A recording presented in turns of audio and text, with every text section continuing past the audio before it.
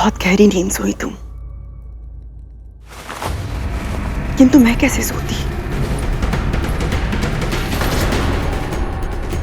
अंतरात्मा होने के नाते तुम्हारे दुष्कर्मों का बोझ है मुझ पर, और दुख भी है उस दुर्व्यवहार पर जो तुमने अपनी बहन और उसके पुत्र के साथ किया था। तुमने करुण की शक्ति का अनुभव किया है ना कद्रू?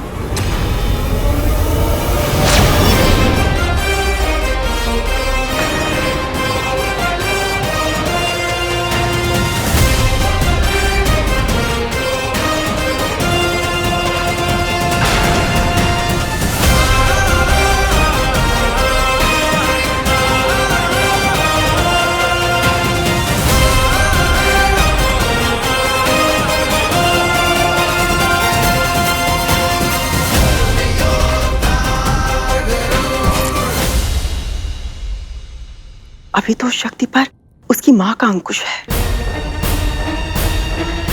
किंतु यदि तुम्हारे अत्याचारों के कारण वो अंकुश टूट गया तो ऐसा नहीं होगा, ऐसा कभी नहीं होगा। मैं ऐसा होने भी नहीं दूंगी, कभी नहीं, कभी नहीं।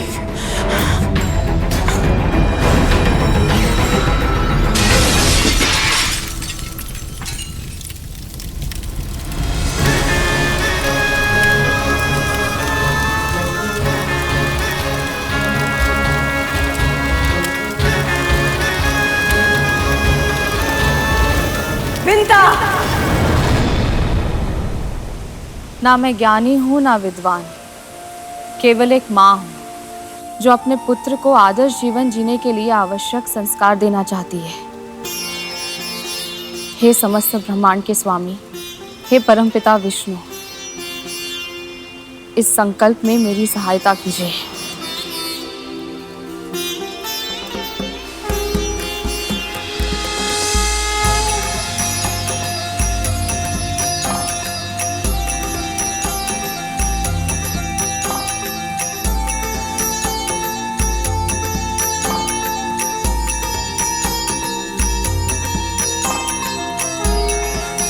पहला संस्कार, बड़ों के सामने हाथ से छूटी हुई छड़ी बनना। हाथ से छूटी हुई छड़ी? मैं कुछ समझा नहीं माँ। जैसे हाथ से छूटते ही छड़ी नीचे भूमि पर गिर जाती है, वैसे ही अपने माता पिता और अपने से बड़ों के सामने आते ही तू सदैव नीचे झुक जाना, उनका सम्मान करना। माता पिता का सम्मान तो उचित है माँ, किंतु सभी बड़ों का सम्मान करना अनिवार्य क्यों है? आयु में बड़ा होने का अर्थ ये तो नहीं है कि वह व्यक्ति सम्मान के भी योग्य हो, और सम्मान तो अर्जित किया जाता है ना माँ। सत्य कहा तूने। इसलिए यदि तुझे स्वयं सम्मान अर्जित करना है तो पहले दूसरों को सम्मान देना सीखना होगा।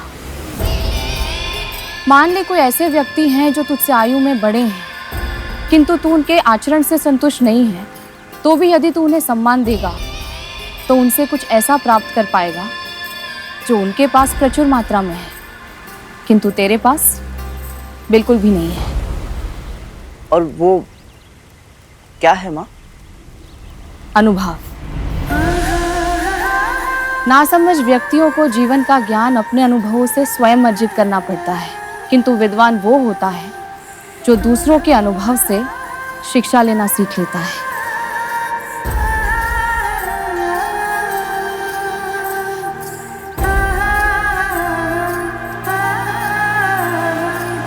तुझे पता है महर्षि व्यास, जिन्होंने वेदों का विभाजन किया है, पुराणों और ब्रह्म सूत्रों की रचना की है, उनसे एक बार उनके एक शिष्य ने वेद, पुराण और ब्रह्म सूत्रों का सार एक पंक्ति में पूछा तो उन्होंने क्या कहा था?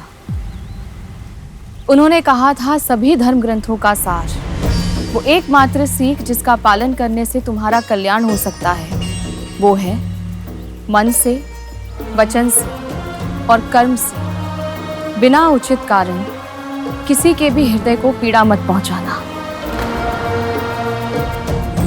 और यही तेरा दूसरा संस्कार भी है। माँ, वचन और कर्म पर तो फिर भी नियंत्रण रख सकता हूँ, किंतु मन का क्या करूं? इसमें तो भांति भांति के विचार आते रहते हैं। मन को स्थिर करना है तो विचारों को स्थिर करना सीख। जब कभी तुझे क्रोध आए या मन विचलित हो जाए तो अपने गुरु का ध्यान धर। उनकी वाणी, उनकी शिक्षा और उनके दिए हुए संस्कारों के बारे में सोच। ऐसा करने से तेरा आवेग शांत हो जाएगा और फिर मन अपने आप स्थिर हो जाएगा।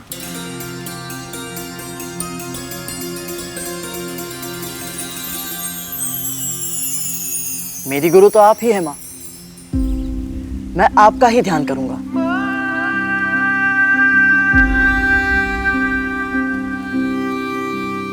तू सारथी जीवन रथ की, तू ज्योति किरण मेरे पथ की, तेरे की मिल जाती है मुझे सोच समझ सारे जग की। मुझे भगवान के रूप में तू स्वीकार है माँ, स्वीकार है माँ। तेरे आंचल के कोने में मेरा संसार है माँ,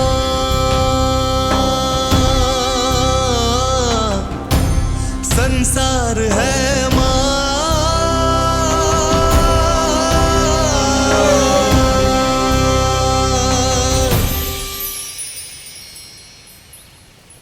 अब अंतिम और सबसे महत्वपूर्ण संस्कार,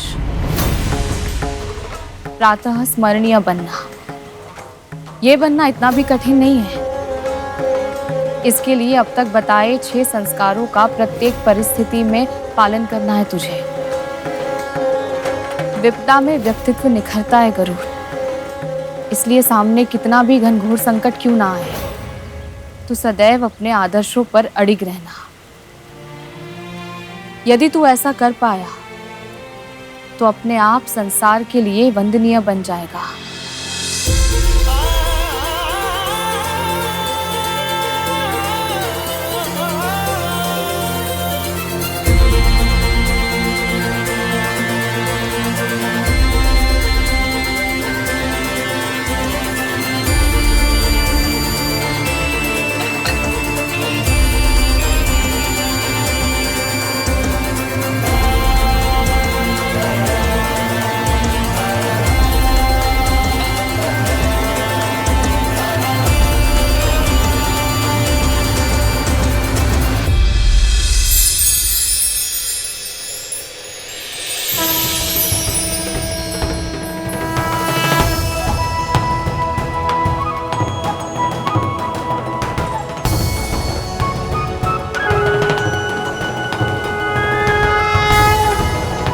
मैं आपको वचन देता हूँ माँ कि मैं अपना जीवन आपके लिए और आपके आदर्शों के लिए समर्पित कर दूंगा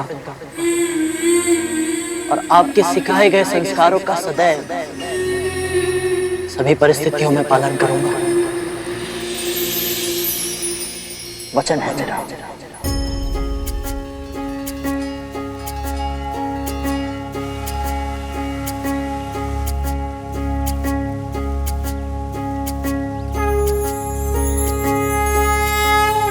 सदैव प्रसन्न रह गरुड़। तुझे अपना वचन पूर्ण करने का सामर्थ्य मिले। श्री विष्णु की कृपा सदैव तुझ पर बनी रहे।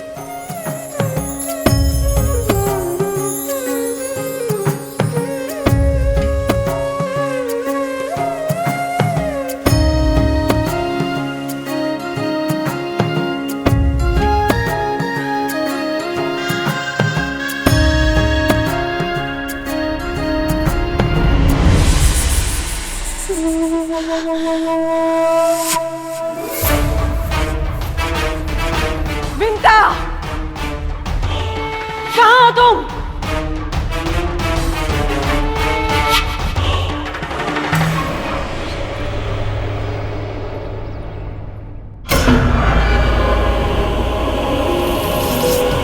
दोनों माँ और पुत्र इस समय कहाँ गए थे?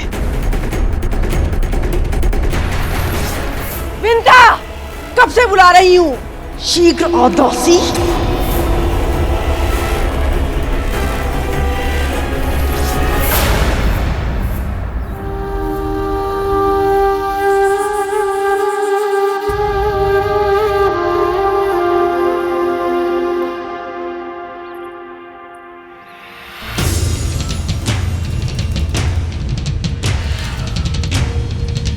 जो प्रतिदिन अपनी माँ को महल के बाहर छोड़कर जाता ताकि वो दासी बनकर हर दिन दूसरों की सेवा करती रहे। ये निर्लजता नहीं तो और क्या?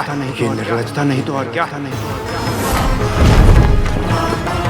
दासी बनना मेरी नियति में है, तेरी नहीं। तू कभी किसी का दास नहीं बनेगा। एक दिन के लिए भी नहीं, एक क्षण के लिए भी नहीं, कभी नहीं। यदि तू इसे अपने नियंत्रण में नहीं रख सकती तो बता दे, मैं लोहे की साकलों में बंधवाकर इसे अंधकूप में भिगवा दूंगी। तू तो बस दासी है, तेरा पुत्र बंदी होगा मेरा जीवन भर के लिए।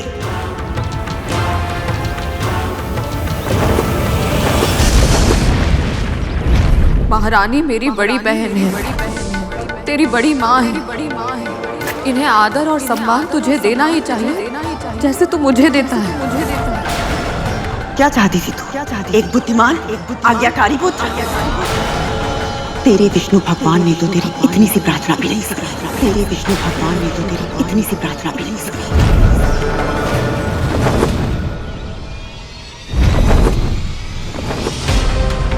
यदि तूने कभी भी मेरे पुत्रों का अपमान किया या उनका अहित करने के बारे में सोचा तो प्रकृति की कोई भी शक्ति तुझे मेरे क्रोध से नहीं बचा पाएगी। तेरी माँ मेरी दासी है गरुण, तेरी माँ मेरी दासी है गरुण, और तू एक दासी पुत्र, तू एक दासी पुत्र, तू एक दासी पुत्र।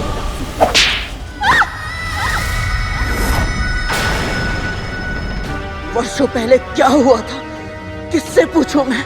कैसे पता चलेगा मुझे इसका? इस समस्त पृथ्वी पर, आकाश में, व्योम में, पाताल में क्या कोई है जो मेरी सहायता कर सकता है? कोई है?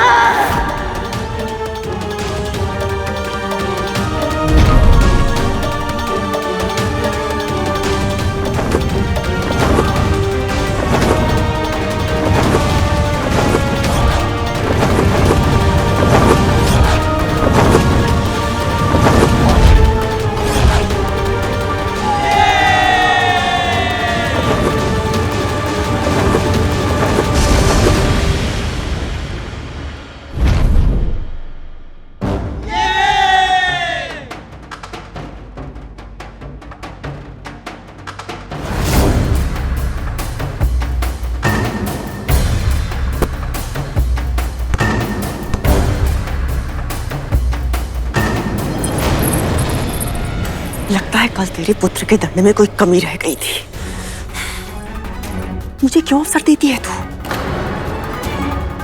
कोई भी कार्य समय पर पूरा क्यों नहीं होता है? जानती है ना, यदि मेरे पुत्र भूखे होते तो। भोजन करवा दिया है महारानी, महल की झाड़ पोंछ और अन्य सभी कार्य भी कर लिए हैं। आज आपकी नींद देर से खुली इसलिए। तो जब मन करेगा आएगी, जब मन करेगा जाएगी। और मुझे प्रत्युत्तर देने का दुस्साहस कैसे किया तूने? क्षमा कीजिए महारानी, भूल हो गई। भूल मत। ये निवास का स्थान, भोजन, वस्त्र, यहाँ तक कि तेरा समय भी तेरा नहीं, मेरा है, मेरा। मेरी अनुमति के बिना ना तो तू कुछ करेगी, ना कहीं आएगी और ना जाएगी।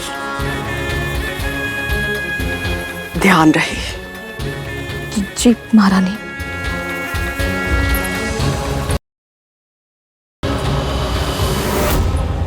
लो, अरे लो, लो।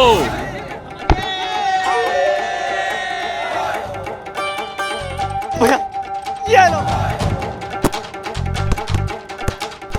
ले भैया हमारी तरफ, हमारी तरफ। अरे ले ना ले।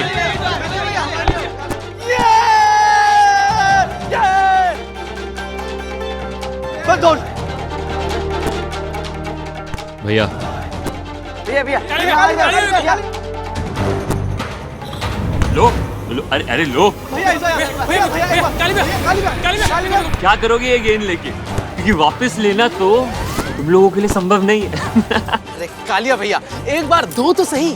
हाँ, एक बार कालिया भैया, केवल एक बार। लो लो लो, मुझे कालिया भैया।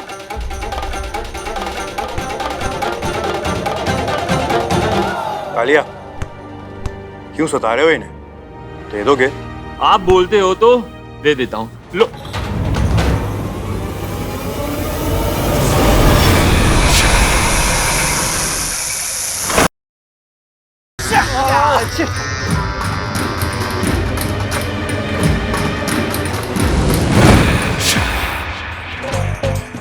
इस खेल में तुम सब मिलके भी हम दोनों को नहीं हरा सकते।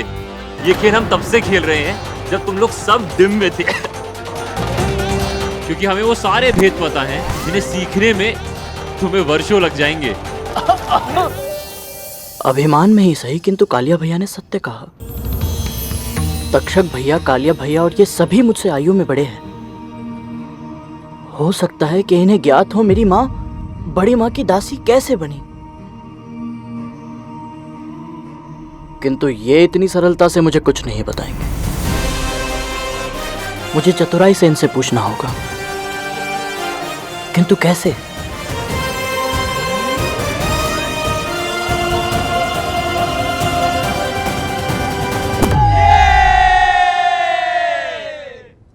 भैया तेजी से फेंकिए, तेजी से।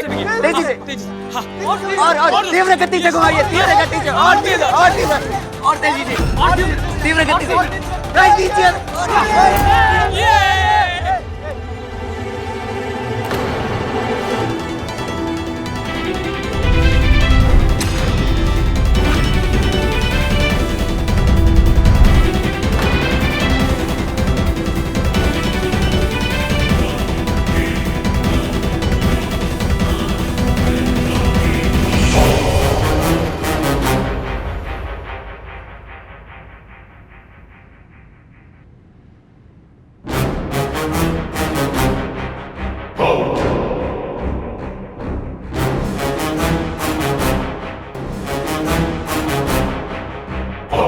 मूर्ख, ये क्या किया तूने? गेंद उस पर्वत पर क्यों फेंकी? भूल हो गई कालिया भैया। आपसे बचाने के लिए तख्तू ने गेंद अधिक तीव्रता से घुमा दी और अनजाने में ही गेंद थोड़ी दूर पहुंच गई। थोड़ी दूर? मांडव पर्वत है वो।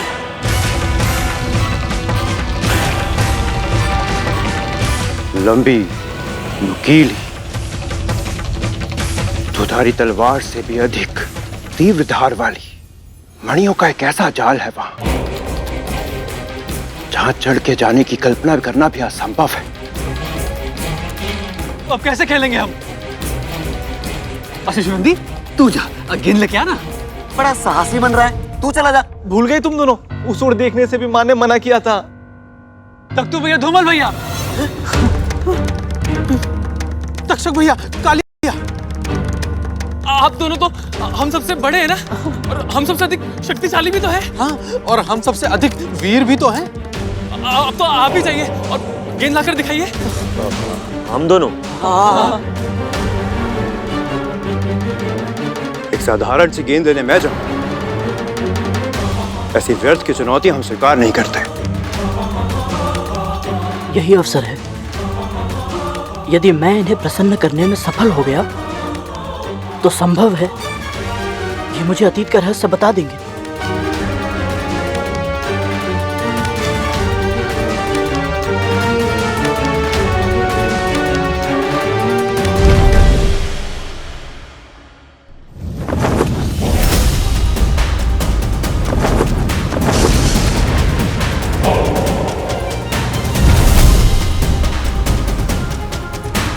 चिंता मत कीजिए आप सब, मैं हूं ना, मैं लाऊंगा आपकी गेंद।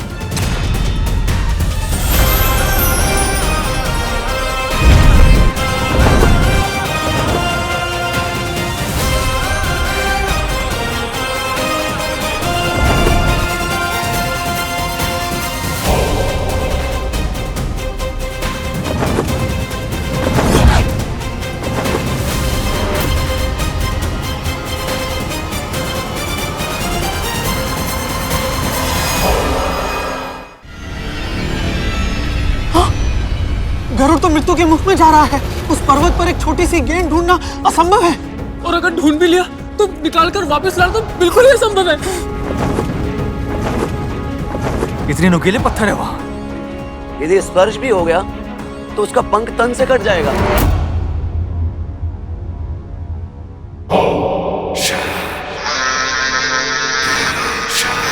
और माँ ने तो ये भी बताया था कि वहां मायावी शक्तियों का वास है।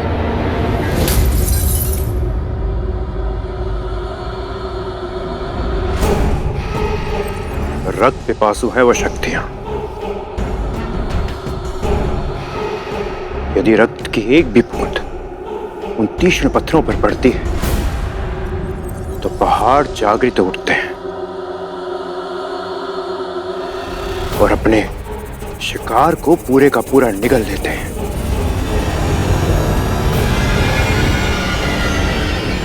तो फिर गरुड़ के साथ भी ऐसा ही कुछ होगा।